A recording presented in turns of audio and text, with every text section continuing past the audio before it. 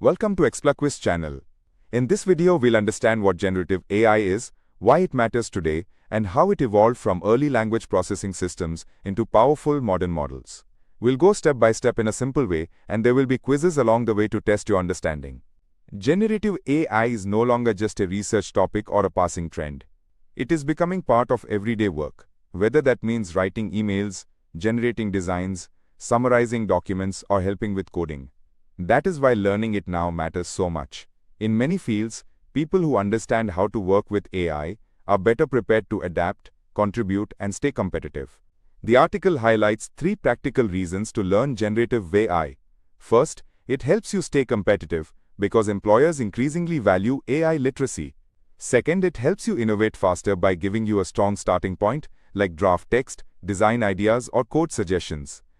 Third, it helps solve unique problems by generating content suited to specific needs, such as adaptive learning or smarter support systems. At its simplest, generative AI creates new content instead of only sorting or predicting existing data. Traditional AI might classify an email as spam, but generative AI can write a reply to that email. It works by learning patterns, structures, and relationships from very large data sets. Because of that, it can generate articles, pictures, music, code, and more. What makes generative AI exciting also makes it challenging. If a model can generate at scale, then errors, bias, or misinformation can also spread at scale. There are also important questions around trust, copyright, and responsible use. So learning generative AI is not only about tools and models, it is also about understanding the wider impact. That wraps up the basic why and what of generative AI. Now that we've covered importance and basics, let's test what we've learned so far. Here's quiz number 1. See if you can get it right. Question 1. Why is learning generative AI becoming important in many careers?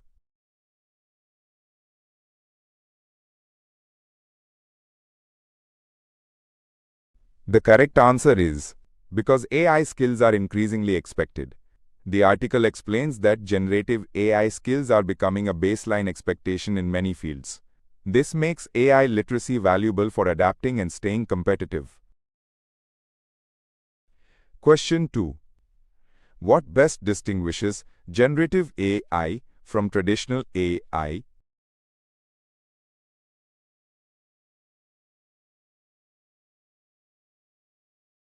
The correct answer is it creates new content from learned patterns. Traditional AI often classifies or predicts, while generative AI produces new outputs such as text, images, or code. Question 3. Which of these is one reason people use generative AI?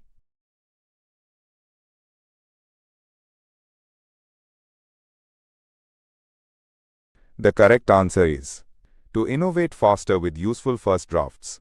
The article says generative AI helps people start with drafts, ideas, or code suggestions so they can focus on higher-level thinking.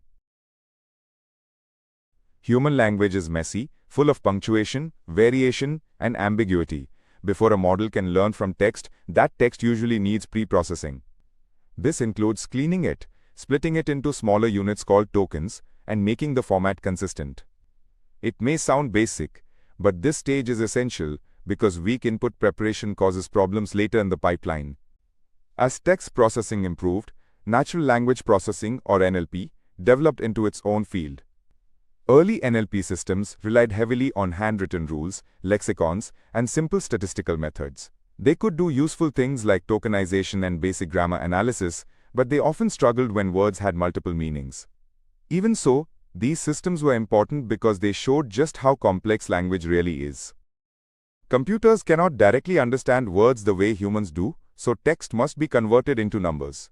This process is called vectorization. Once words are represented as vectors, models can capture relationships, like cat being closer to dog than to building. This numerical representation became a major step forward because it gave machines a way to work with meaning more effectively. Neural networks brought a new way to model language. Instead of depending mainly on handwritten rules, they learned patterns by adjusting internal weights during training. Although the core idea goes back many decades, neural networks became truly powerful only when larger datasets and faster computers arrived. So that covers how text preparation, early NLP, vectorization, and neural networks build the foundation for modern generative AI. Now that we've covered language foundations, let's test what we've learned so far. Here's quiz number 2. See if you can get it right. Question 1. What is the purpose of tokenization in text processing?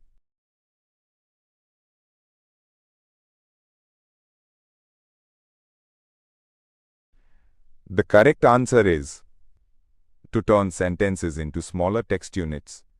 Tokenization breaks text into smaller pieces, making it easier for models to process and learn from language. Question 2. Why was vectorization an important step in NLP?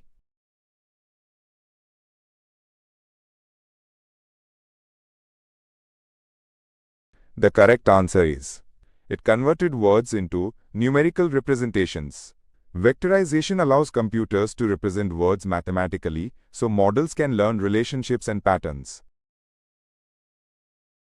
Question 3. What was a major limitation of early rule-based NLP systems?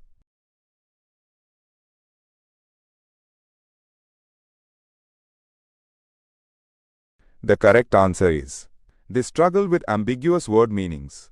Words like bank can have multiple meanings, and early rule-based systems often needed manual rules to guess the correct one.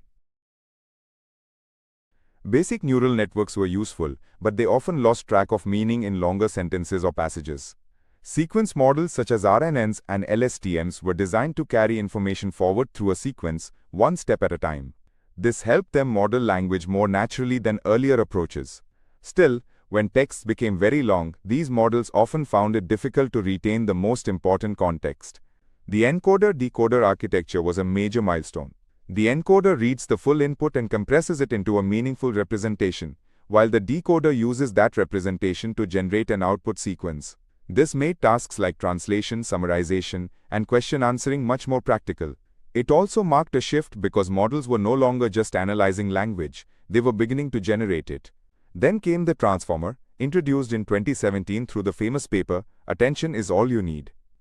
Instead of processing words strictly one after another, transformers use attention to focus on the most relevant parts of a sequence, even if they are far apart.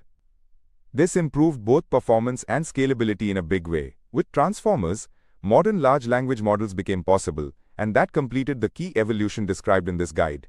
Now that we've covered model evolution, let's test what we've learned so far. Here's quiz number 3. See if you can get it right. Question 1. Why were RNNs and LSTMs introduced?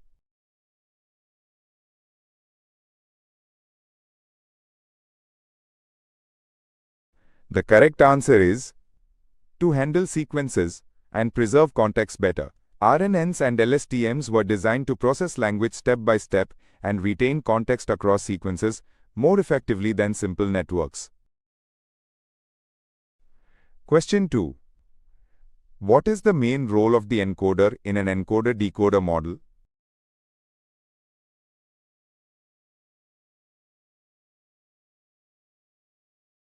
The correct answer is it compresses input into a meaningful representation. The encoder reads the input sequence and creates a compact representation of its meaning for the decoder to use. Question 3. What made transformers a major breakthrough?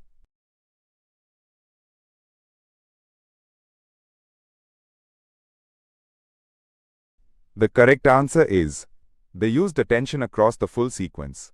Transformers can focus on relevant words across the entire sequence, which improves long-range context handling, scalability, and performance. Now you've got a clear map of how generative AI evolved and why it is such an important skill today. Hope you enjoyed testing yourself with the quizzes as well. If you found this helpful, do like, share, and subscribe to Explaquiz channel for more interactive learning videos.